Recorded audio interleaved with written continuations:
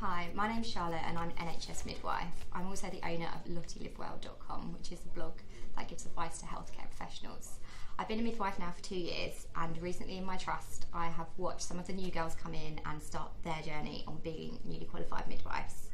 The gap from student to qualified midwife is huge and no one can really prepare you for it.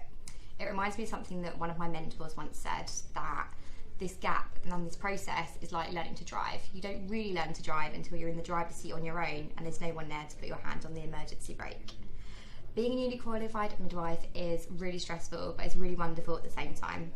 Everything takes a bit longer, every decision's a bit harder, and every procedure takes a little bit more attention to detail. But the achievements are amazing. No one can take the stress and the fear away of being newly qualified, but here are some things that I learned that I hope might help you at the beginning of your journey. Number one, fear isn't bad. Being stressed or scared in a situation can actually be really beneficial and productive. When the adrenaline kicks in, it will help you be more on the ball and keep you in better focus. So when your heart's beating that little bit faster when you're walking onto the delivery suite, don't worry about it, it's normal. As you become more confident in your practice, you'll be better prepared to deal with anything that's thrown your way. Number two, asking for help is okay. When you're new, you feel like you should appear that you're always coping and everything's fine. If you're not actually coping, it's perfectly fine and a really good idea just to ask for help. You want to care for the women in the best way possible, and if having a second pair of hands is going to help you achieve this, then it's a good idea just to ask for help. I ask for help still now all the time and I don't feel bad when I do.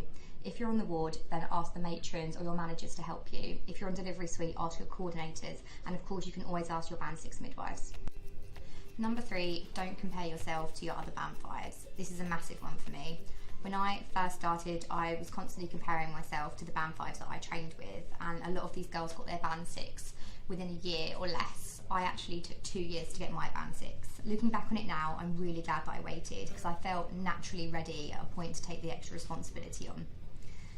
It's like learning to drive. Everyone will take their time, a different time period and a different way to do it, so don't worry about it.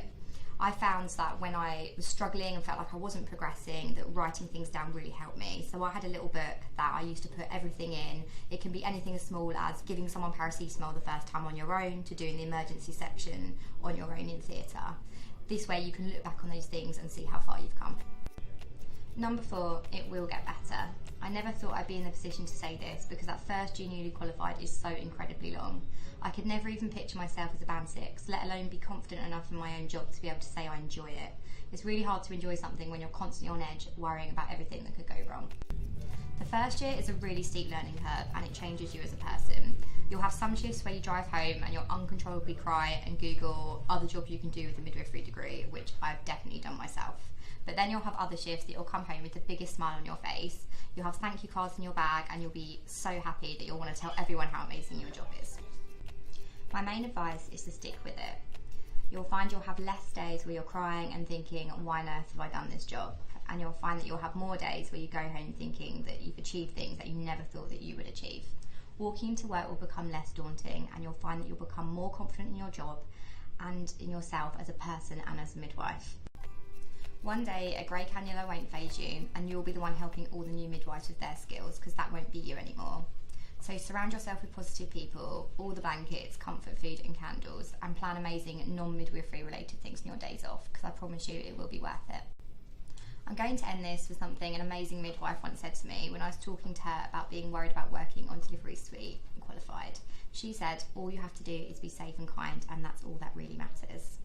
So just remember, no matter how bad your shift is, the 12.5 hours will come to an end, and you can come back to your next shift a little bit stronger and a little bit wiser.